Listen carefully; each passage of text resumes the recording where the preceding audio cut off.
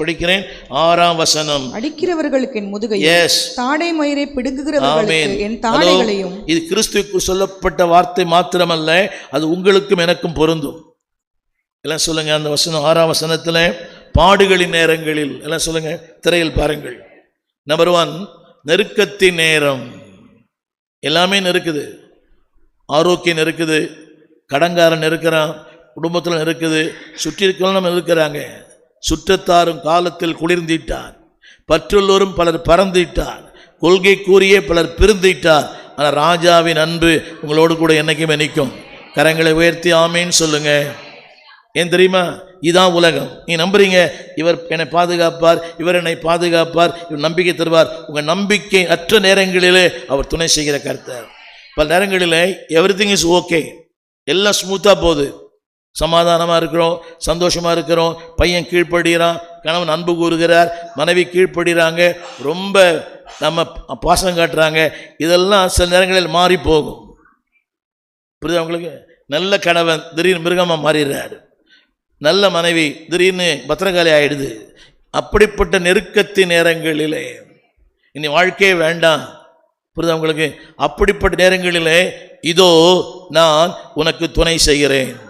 கரங்களை உயர்த்தி எனவே அந்த பாட்டு பாடினேன். துணையாளரே நேசரே ஆமென். 3வது, புயலின் நேரங்கள். வாழ்க்கையிலே இப்போ புயல் வரும்னே தெரியாது. புரியுதுங்களா? காலையிலே தென்றல், மாலையிலே புயல். புரிய மாட்டேது. நான் சொல்றது புரியுதா? புயல் வீட்டிலே வருது. நல்லதாக இருந்துச்சு அந்த அம்மா, நல்லதாக இருந்த ஆள், நல்லதாக இருந்தாங்க அந்த விசுவாசி. திடீர்னு பார்த்தா தென்றல் புயலாய் மாறுகிறது. புரிய இல்லைல்ல? தென்றல் சொல்லுங்க. நான் எப்பவுமே தென்றலாக தான் இருப்பேன்.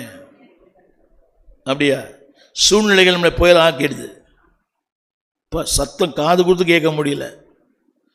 படிக்கிற கேளுங்க எல்லாரும். அந்த 3ஆம் வசனத்தின் மத்தியில் பாருங்க. 3ஆம் வசனம்.